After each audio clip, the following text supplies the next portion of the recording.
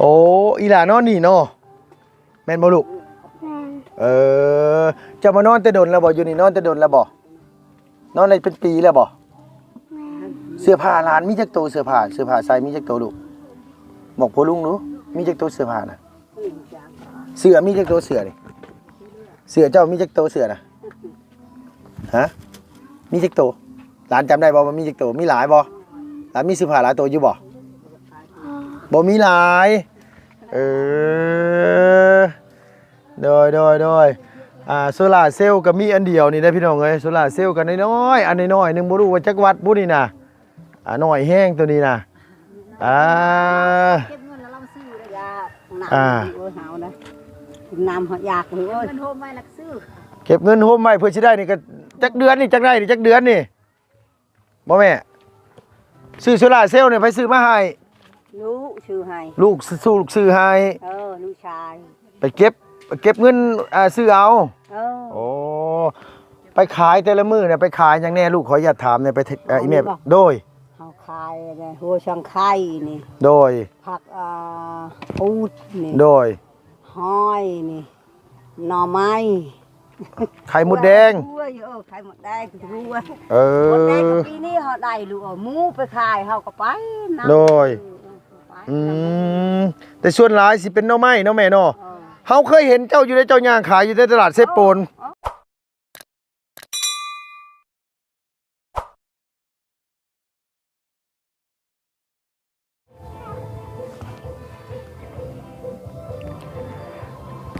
ับสบายดี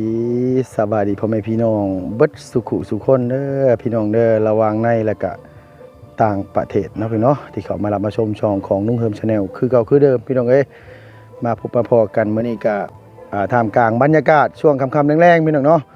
ลุงกระบุกมาหาเขตใหม่เลยพี่น้องเอ้ยมาแหละเลาะ 2-3 หมู่บ้านมาสะลุดตาอยู่เฮือนหลังนึงพี่น้องเนาะอยู่ในข้างๆตีนผู้อยู่ป่าไม้บิ๊กเนาะพี่น้องเนาะบ้านเขาเจ้าก็น่าจะประมาณสัก30หลังคาเรือนแต่ว่าไฟฟ้ายังบ่มีใช้เนาะพี่น้องเนาะน่าจะอยู่เมืองเซโปนนี่แหละแต่ว่าทางนี้ทางนั้นเฮาก็บ่เคยเข้ามาจักเทื่อพี่น้องเอ้ยเข้ามาแล้วพอดีเห็นทาง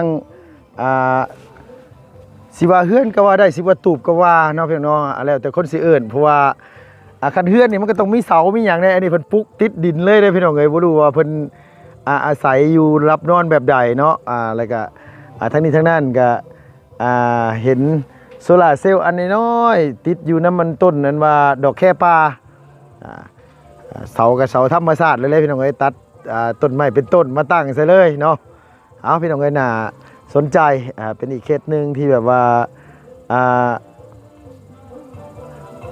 น่าเข้าไปช่วยเหลือถามไทยชีวิตการเป็นอยู่แต่ว่ามาเมื่อนี้ลุงก็ขอโทษขออภัยหลายๆพี่น้องเอ้ยบ่ได้ซื้อข้าวสารอาหารแห้งมาซื้อแต่นมกับขนมปีโป้มาฝากลูกฝากหลานเนาะแต่บ่รู้ว่าเฮือนเพิ่นมีเด็กน้อยบ่บ่รู้ว่าเป็นเจ้าของเฮือนบ่อันใส่เสื้อสีฟ้าๆนี่เนาะทีมฟุตบอลแมนซิตี้นี่พี่น้องเอ้ยผู้สาวแมนซิตี้เกือบแม่นเป็นทีมเดียวกับลุงเลยเด้นี่พี่น้องเนาะลุงนี่แมนยูพี่น้องเอ้ยแต่ว่าน้องเพิ่นอยู่แมนซิตี้ก็น่าจะเป็นเมืองเดียวกันอยู่ในประเทศอังกฤษนะพี่น้องเนาะเมืองแมน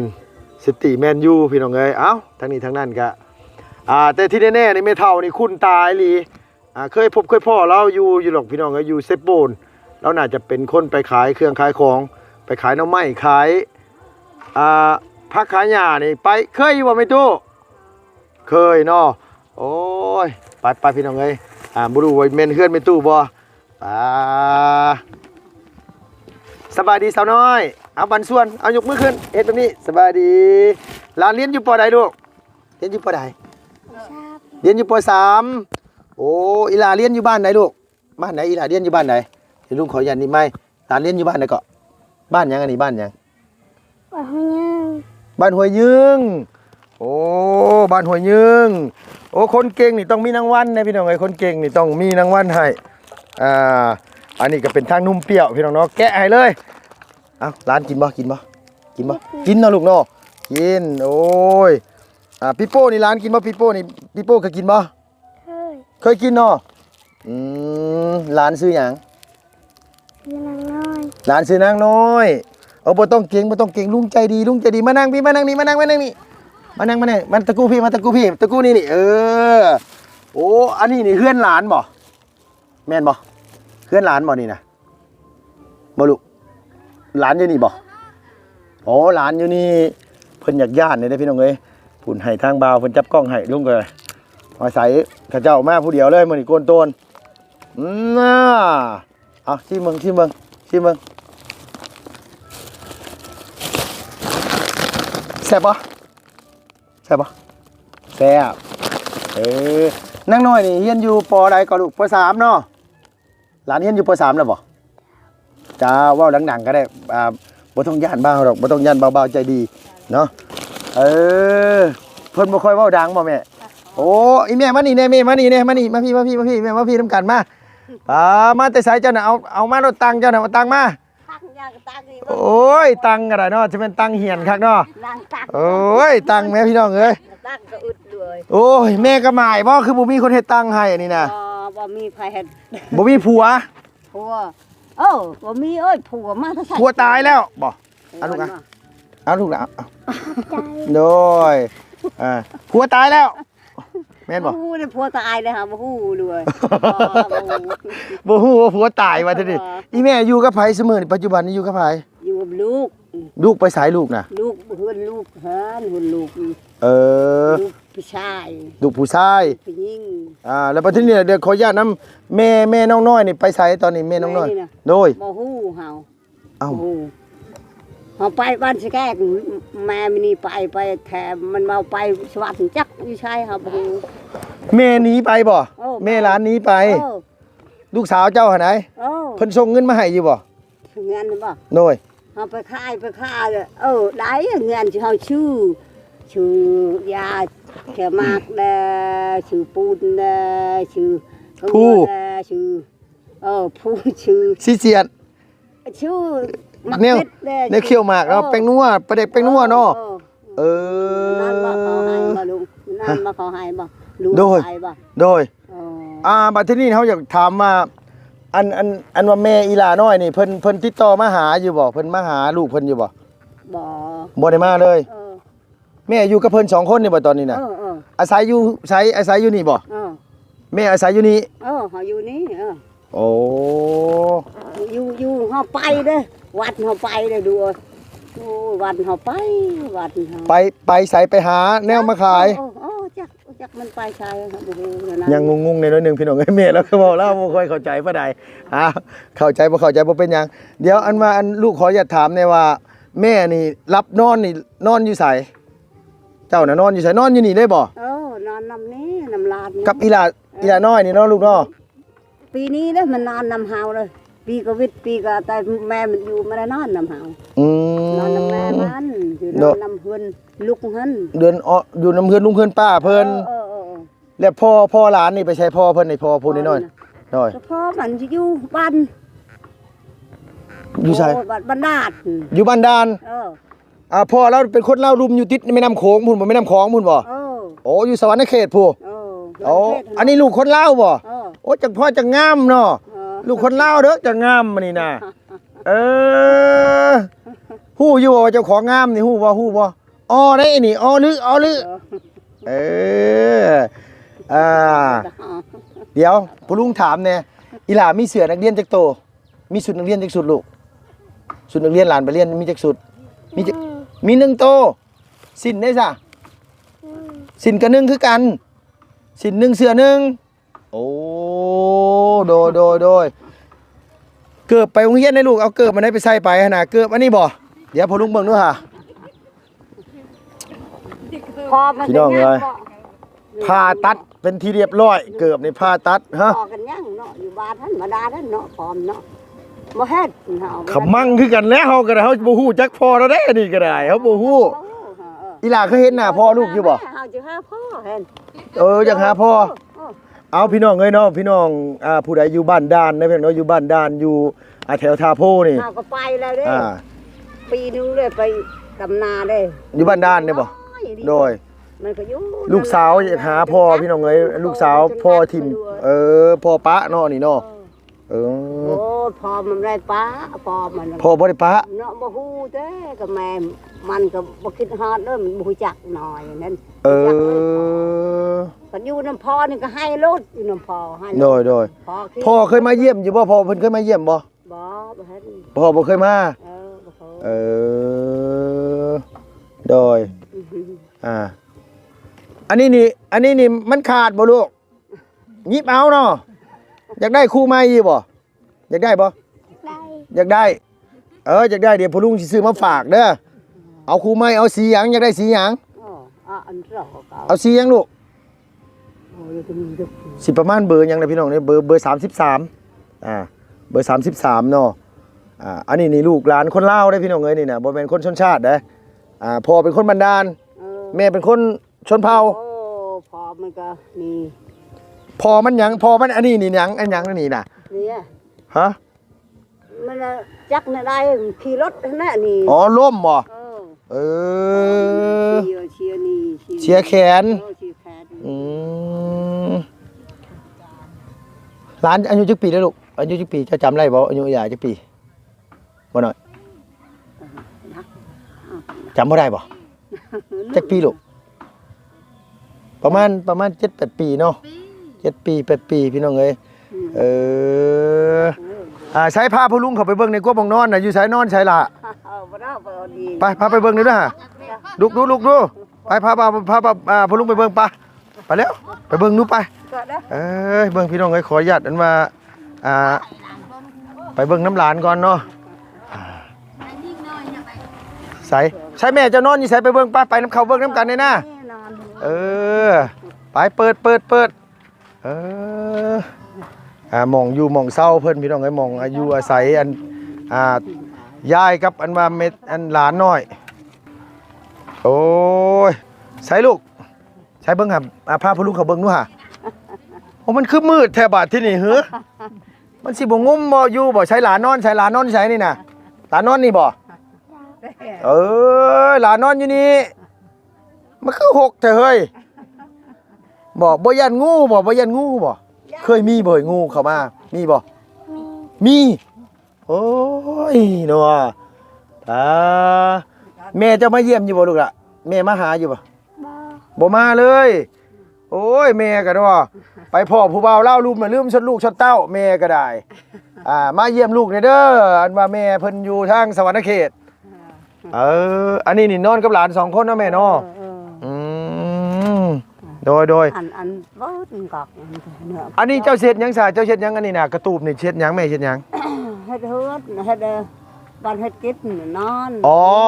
มองจุเฟินจุไฟ บอกหันนี่จุ ใช้มองจุไฟอยู่ไส นี่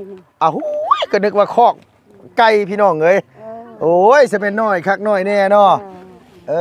อันนี้เนาะแม่เนาะมองจุฟืนจุไฟน่ะอยู่นี่เฮ็ดกินอยู่นี่เนาะเฮาต้มเฮ็ดนี่ หาแต่หัวแต่เฮ็ดบ่ตะกี้น่ะหมอดังอยู่ไสตะกี้ดังอยู่ไส นี่ดักนี่หมดไฟนี่ โอ้ตะกี้นี่ดังอยู่นี่หาแต่ย้ายออกไปหันเนาะแม่เนาะโดยนี่เฮานอนไปเตานี่ แต่เก่าน่ะแม่นอนอยู่นี่ เฮ็ดนี่โดย นอนนี่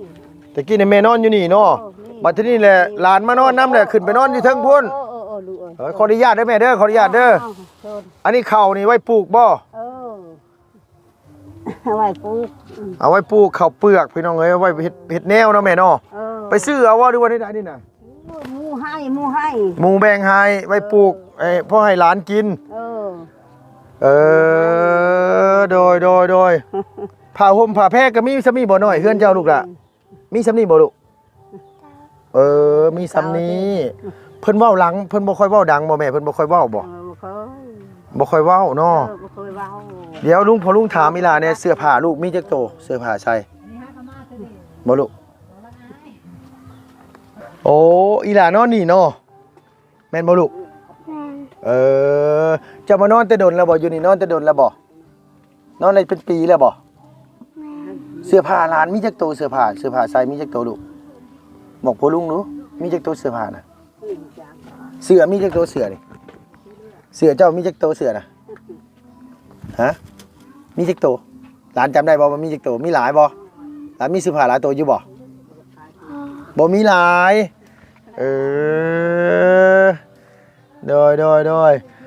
โซล่าร์เซลล์ก็มีอันเดียวนี่นะพี่น้องเอ้ยโซล่าร์เซลล์ก็น้อยๆอันน้อยๆนึงบ่รู้ว่าจักวัดบ่นี่น่ะ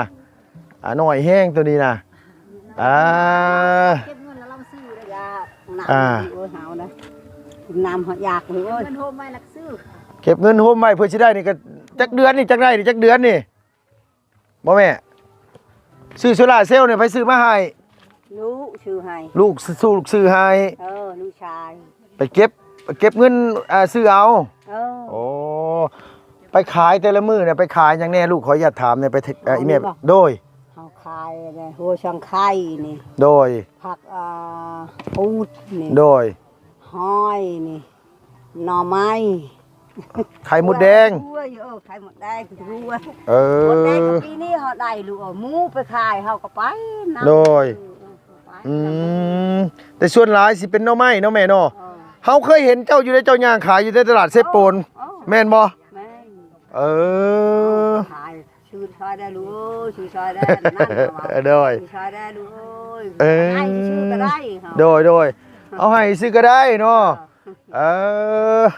อันนี้ก็คือทางมองจุฟืนจุไฟ1ข้าว1น้ำมีแม่อยู่นี้อันนี้นี่กำลังมาสิเฮ็ดมองจุไฟบ่นอนก็ได้คันได้มุงนี่จะนอนมีก็ได้เอามีแล้วบ่สังกะสีมีแล้วบ่มีจักให้เฮ็ดอะไรเป็นเฮ็ดโดยลูกก็เฮ็ดให้ได้นี่ก็ลูกเฮ็ดลูกมื้อโดยไม้ก็เฮาแบะนี่เฮาอยู่กับหลาน2คนพี่น้องเอ้ยแต่ว่าผู้น้อยๆนี่เพิ่นเว้าบ่เป็นเว้าบ่ค่อยเก่งแล้วเว้าบ่เก่งบ่แม่เว้ายังเพิ่นมันว่าบ่ค่อยเว้ามันบ่ฮู้เฮ็ดเฮามีแต่เฮาเฮ็ดนั่นแหละเฮาเฮ็ดนั่นแหละโ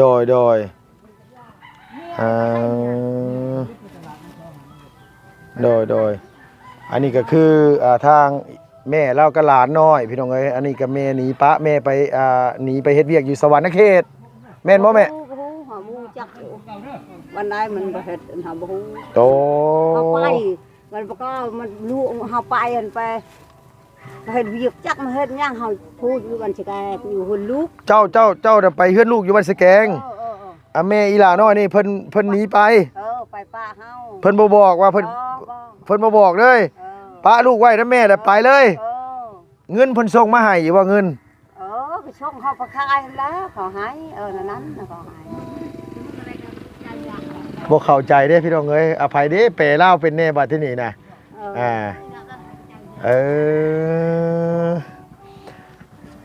แล้วแม่อีหลามาหาอีหลาอยู่บ่ลูกบ่มาเลยบ้าวมานี่แน่มาขออนุญาตแน่อันว่านี่เอาสบายดีเด้อโด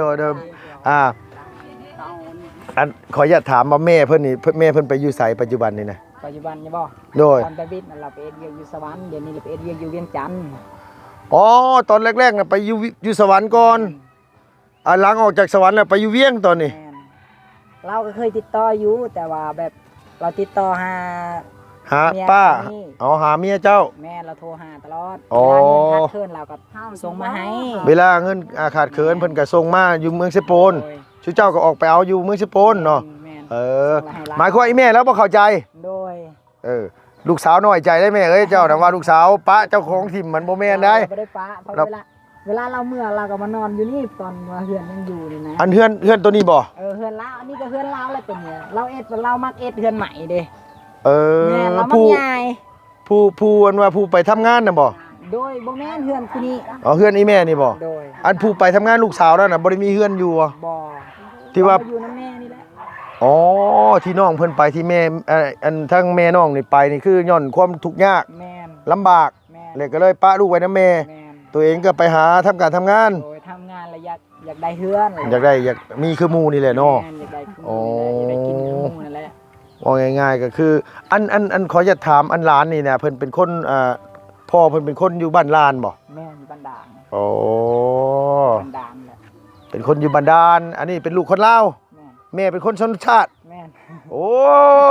โดยงามเนาะ โดย อ๋อได้เฮ้ยอ๋อ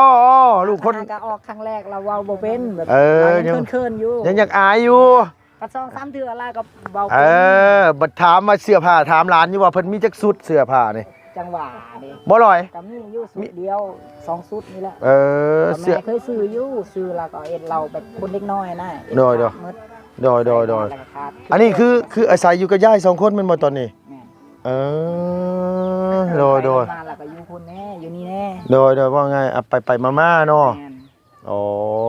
อยู่นี่เรากินอยู่นี่แล้วก็บางเทื่อก็ไปอยู่พุ่น ว่าไงว่าไปอยู่เฮือนลุงเฮือนป้าแน่ แม่น อ๋อ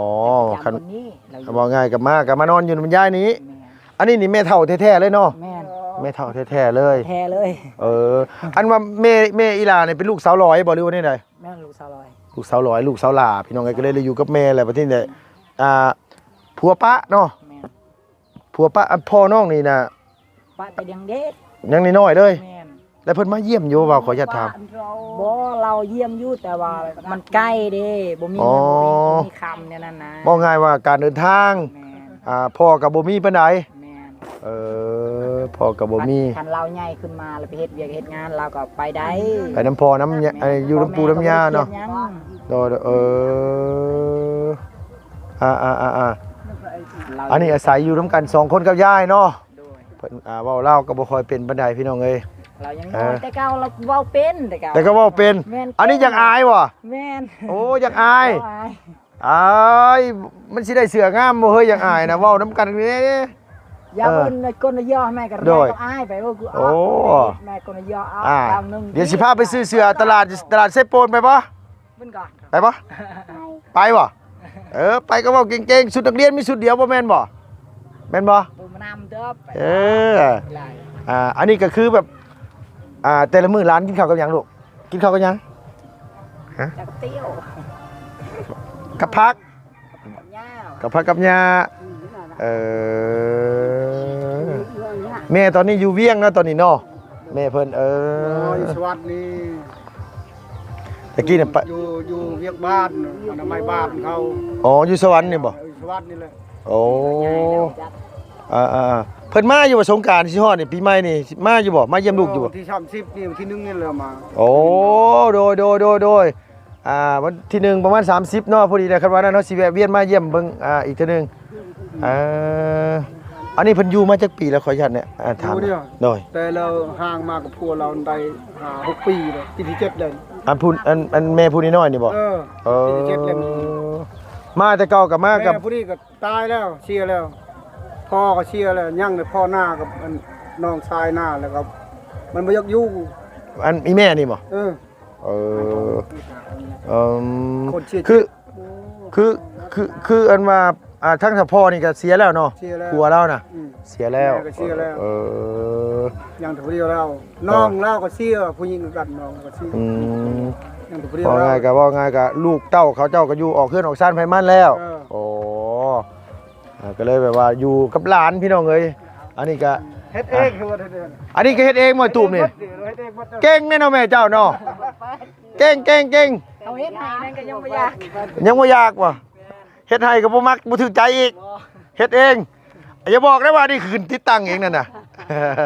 เป็นผ้าเป็นไง เลย โยไอจีโย เอ เข้าจีโย อ ก็จะได้อยู่เฮ็ดงานเพิ่นว่าแต่ว่าแนวมันบ่ได้ก็เฮ็ดไปนั่นนั่นแหละเฮ็ดคู่มือ อันนี้นี่คือดินนี่แม่แล้วเองบ่แล้วปลูกผักปลูกหญ้าเล่นดินเองเนาะว่าง่ายคันว่ามีงบประมาณพี่น้องเอ้ยเฮ็ดหลังบ่ต้องใหญ่เฮ็ดนี่ก็ ดินเราเอง เนาะเฮ็ดดินเพิ่นเองเฮามีแต่ว่าปรับเล็กน้อยกับสร้างเงินสร้างนี่ก็ถือว่าโอเคเลยเพราะมันบ่ได้ไกลจากเมืองสิโปนเข้ามาบ่ได้ไกลปานใด แต่วันบ่มีไฟเด้อ แต่ว่าบ้านนี้บ่มีไฟเนาะ แม่ใส่แต่แสงตะเวนนี่แหละ ใช่พลังงานแสงอาทิตย์พี่น้องเอ้ยคันมีหลานขี้ลือเนี่ยนี่ก็ระวังได้นี่ได้กับไฟนี่อย่าให้เขาเจ้าถือได้เขาเจ้าถือเขาเจ้ามาขีดซะนี่ก็บ่มีหม่องนอนได้แล้วนี่น่ะขับมั่งเด้พี่น้องเอ้ยนี่น่ะโอ้หลานน้อยกับแม่ใหญ่นอนกันอยู่2คนว่าซั่นว่าเดี๋ยวพาเลาะเบิ่งเนาะพี่เนาะทั้งนี้ก็สวนไม่บิ๊กพี่น้องเอ้ยหลังทางหลังบ้านแม่ใหญ่เล่าอายุ2คนเนาะพี่เนาะแม่ก็ทิ่มลูกไว้กับยายไปซั่นว่าไปทำการทำงานเพื่อว่าเอาชีวิตรอด เดี๋ยวว่ามีให้มีอยากมีกินเพิ่นซั่นว่าโดยอันนี้ก็คืออีแม่เราสิเฮ็ดเฮือนครัวโอ้ยแม่เอ้ยเฮาว่าเพื่อเจ้าเฮ็ดแล้วน่ะล่มพอดีเฮาว่าปวกกินบ่ทันได้แล้วซ้ำดอกเฮาว่านี่น่ะปวกสิกินเบิดก่อนแหละโดยได้บ่าวดิเฮ็ดให้แล้วเราบ่ถึกใจเราเฮ็ดเอง โอ้บ่ง่ายเฮ็ดแล้วบ่ถึกใจ ถูกลูกโอ้ถูก ถึกใจอยู่บ่ถึกใจอยู่ ถูกก็เป็นเฮาอยู่เป็นอยู่ทุกอย่าง แม่นบ่อันยามมื้อคืนนี่ขออนุญาตอันมาไฟแสงอาทิตย์นี่แจ้งเบิดคืนอยู่บ่หรือว่าแจ้ง นี่บ่มันคือดู เบิดคืนอยู่บ่อันนี้นี่เคยเอาผ้าไปขายของซอยอยู่บ่ผ้าไปนำอยู่บ่ ไปคันมันอยากมันบ่มันอยากไปเลยเอาผ้าก็แอบไปนำตลาดแม่ก็บ่มันมาไปพากินขนมกระต้มก็บ่นั่นมันมีเทื่อนึงเฮาว่าเฮาเคยซื้อซอยเจ้าหน่อไม้อยู่บ้านอยู่บ้านสวนมีไส้แม่นอีแม่บ่เฮาเคยซื้อซอยเจ้าตอนนั้นเจ้ามาไปขายกับหลานแม่นเจ้าบ่เจ้าไปขายหน่อไม้แม่นบ่แม่เคยไปขายหน่อไม้อยู่บ่เคยมันออกเฮาไปขายไปหามันได้แม่ย่างลัดไปทางไหนไปทางไงพี่บ่ไปลัดไปพี่ทางนี้ทางนำห้วยใหญ่แม่นห้วยน้ำเชน้อยแม่น้ำเชหัวน้อยอีหล่าใส่เสื้อเบอร์หยังลูกใส่เสื้อเบอร์หยังเบิ่งพ่อลุงมึงดูห่าเบอร์28อยากได้อยู่บ่เสื้อเอาบ่เสื้อเอาบ่เดี๋ยวบ่าวสิซื้อมาฝากเด้อเอาชุดนักเรียนนี่เอาเสื้อธรรมดาเอาเสื้อใส่ธรรมดานี่บ่เอาแบบใดเอาแบบใดลูกแต่เก่าเว้าเก่งบ่ว่าวแต่เก่าเว้าเก่งบ่แต่เก่าเว้าเก่งอยู่บ่บ่กันคือบ่เว้าเลยหาก็มาคือเดียวบ่ทันได้ลืงเพิ่นลืงเนี่ยก็เต้นขี้คอพุ่นน่ะเนาะมันอยู่นานๆเอาไปเฮ็ดพร้อมกันนาอยู่บ้านนาดนั่นเด้อจนมาดับมันโตมันบ่ขึ้นเลยอยู่นานๆเนี่ยฮะพันแม่ขึ้นปึ้งแม่มาขึ้นอันนี้เนี่ยบ่เคยไปเฮ็ดนาอยู่บ้านดานพุ่นบ่อีแม่ก็ไปบ่น้ำเฮานี่ไปน้ำเฮานี่เฮามันนี่มันก็บ้านมันเด้ออีแม่ก็ไปดำนาอยู่บ้านดานพุ่นบ่มันบ่ลกมันบ่ขึ้นเลยโดยบ่าวบ่ได้ซื้อหยังมาฝากเดี๋ยวมื้อหน้าเดี๋ยวกินอยู่บ่มาม่ากินบ่ลูกกินมีอยู่บ่กินมีก็กินเนาะมีกินเนาะมามื้อหน้าเว้าเก่งๆนี่เลยลูกเด้ออันนี้เจ้าว่าบ่ค่อยเก่งปานใดอันนี้นะบ่าวถามอีหล่าบ่ค่อยเว้าบ่ค่อยเป็นพี่น้องเอ้ยหลานญาตินั่นแหละบ่แม่นว่าเว้าบ่เป็นดอกพุ่นอยู่นี่ก็ระวังเด้อระวังงูเด้ออยู่นี่เด้อมันลอยเข้ามานี่เด้อนอนอยู่ใช่อีกดูงูเคยมีงูเข้ามาอยู่บ่แม่เคยมีงูเข้ามาบ่งูหั่นช่วงยืนระดับก็ให้ไปก่อนแม่นหยังล่ะบัดนี้บ่ขี้เข็บขี้เข็บมันห้าวลูกเฮ็ดตายมันมันออกห้าวเลยมันออกโดยญาติกัดผู้น้อยนี่ผู้งามๆนี่โอ้ยให้บ่เป็นตาอยู่แล้วเกือบก็เกือบชนเข้าบัดที่นี่เอาบ่สีบัวเอาบ่เอาเกือบสีบัวบ่เอาบ่ลูกเอาสีบัวเนาะน้องน้อยพี่น้องก็อยู่กับยายโดยอันนี้นี่เป็นญาติเพิ่นบ่เป็นลูกป้าลูกลุงบ่เป็นลูกป้าลูกลุงกันโดยเอาว่าง่ายๆก็อันแม่เพิ่นบ่อยู่มาอยู่กับยายปกติก็อยู่น้ำป้าน้ำลุงแน่มาอยู่น้ำยายแน่เนาะแม่เนาะมีแต่ว่ามื้อหน้าเดี๋ยวเฮาสิมาเยี่ยมใหม่เด้อแม่เด้อมื้อนี้เฮาก็มาเข้ามาเบิ่งก่อนว่าอันนี้แหละมีแต่ว่าให้พี่ให้น้องพิจารณาซอยกันพี่น้องเอ้ยเพราะว่าแม่น้องก็บ่อยู่ว่าซั่นว่าวันที่ประมาณ30บ่าวประมาณ30วันที่1ประมาณปีใหม่เนาะคู่เดือนปีใหม่เราก็กลับมาทุกปีเนาะทุกปีลูกนี่แหละโดยลูกก็ไม่ได้กินน้ำกินข้าวลูกกินก่อนบ่เป็นหยังเนี่ยเฮาเมื่อหากินอยู่พุ่นแหละเมืองสิโปนอยู่เวียงไส้พุ่นแหละแม่เอ้ยพักอยู่เวียงไส้พักอยู่เวียงไส้เฮาก็เลยแวะมาก่อนมื้อนี้น่ะโอ้ไอ้นั่นก็ทำท่าย่านกันคักแท้เนาะเฮาใจดีเด้อเฮ้ย เดี๋ยวพ่อลุงซื้อเสื้อมาให้เด้อลูกเด้อโอเคบ่ ขนมเนี่ย ขนมบ๊ายบายร้อยไปบ๊ายบาย บ๊ายบาย บ๊ายบายมาพ่อลุงเมื่อในเรื่องลูกเด้อมันคำเด้อโอ้ใจพี่น้องเอ้ยเดี๋ยวมื้อหน้าเดี๋ยวพ่อลุงมาใหม่เด้อ ขอบใจไปเจาะจะได้ ขอบใจเป็นอยู่บ่ขอบใจ ได้ไหนขอบใจ ทักใจ โดยยังว่าบ่เก่งพี่น้องเอ้ยต้องมาเยี่ยมเรื่อยๆแบบนี้คนประเภทนี้มาเยี่ยมเรื่อยๆนี่มื้อหน้านี่เห็นหน้านี่โอ้ยบ่ได้อยากให้เฮามื้อหน้านี่นะเพิ่นอยู่กับยาย2คนว่าซั่นว่าแม่วันที่30เนาะวันที่30วันที่1เนาะเพิ่นสิมาเนาะโอเคได้จ้ะแม่เด้อเดี๋ยวมื้อหน้าเฮามาข้าวซื้อกินบ่ข้าวขออย่าถามแม่ซื้อข้าวกินบ่หรือว่าเฮ็ดข้าวให้ ตลอด ซื้อข้าวกิโลนี่เนาะซื้อข้าวป๋องนี่เนาะ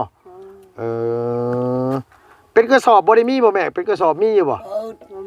บ่มีซื้อเป็นโลเอาเนาะ เป็นเฮ็ดสิเป็นกระชอบบ่ได้เฮ็ดบ่เป็นกระชอบ เอ้ยโดยมีแต่ว่ามื้อหน้าเดี๋ยวเฮาสิแวะเข้ามาโดยเฮาสิมาเยี่ยมอีกเทื่อนึง ตายาด้วย โดยกินแม่ลูกหลานนมน่ะกินเนาะลูกร้อยเอ้ยน้อยเอ้ยจ้าแม่นุ่มน่ะจ้าโลดลูก มาจ้าได้มา จ้าโลดบ่จักจ้าบ่เพิ่นบ่ฮู้ฉันว่ามื้อนี้เลยลูกเด้อบ๊ายบายเดี๋ยวมื้อหน้าพ่อกันเด้อถ้าเว้าบ่ค่อยเก่งปานใดพี่น้องเอ้ยอันนี้นี่คนแบบนี้ต้องเข้ามาเยี่ยมเรื่อยๆเพิ่นจังกันว่าเว้านำเนาะแล้วก็เพิ่นแม่ตู้เป็นแม่กำหม่ายพี่น้องเอ้ยก็บ่ค่อยได้อยู่หรอกว่าซั่นมีแต่ว่าไปหาขายเครื่องขายของไปอันว่าหาแนวมาขายพอได้เลี้ยงหลานว่าซั่นแม่น้องก็ไปทำการทำงานอยู่ในเมืองในนาพุ่นแหละในเมืองสวรรณเขตไปเวียงแหน่ว่าซั่นว่าเลยอยู่ตูบน้อยๆเนาะพี่น้องเนาะอันนี้ก็เป็นอีกเคสหนึงที่ว่าน่าสนใจสะดุดตาแห้งพี่น้องเอ้ยแล้วก็เราก็เว้าลาวยังบ่ค่อยเป็น แต่ว่าน้องน้อยน่ะเว้าเป็นเว้าลาวเป็นอยู่แต่ว่าเพิ่นบ่กล้าเว้าเพราะว่าน้องเพิ่นยังบ่ลืมเคยปานใดเพิ่นซั่นว่าเราเป็นน้องสำหรับคลิปนี้ลุงก็ต้องกราบขอบคุณขอบคุณขอบมุกขอบใจพี่น้องหลายๆเด้อเนาะเพิ่นเนาะขอให้พี่น้องอยู่ดีมีแห้งอย่าเจ็บอย่าจนนำด้วยสุขภาพพลามัยแข็งแรงอายุหมั่นขวัญยืนสำหรับคลิปนี้ไปแล้วพี่น้องเนาะบ๊ายบายพี่น้องเอ้ยสบายดีเด้อพ่อแม่พี่น้องสุธานเนาะพี่น้อง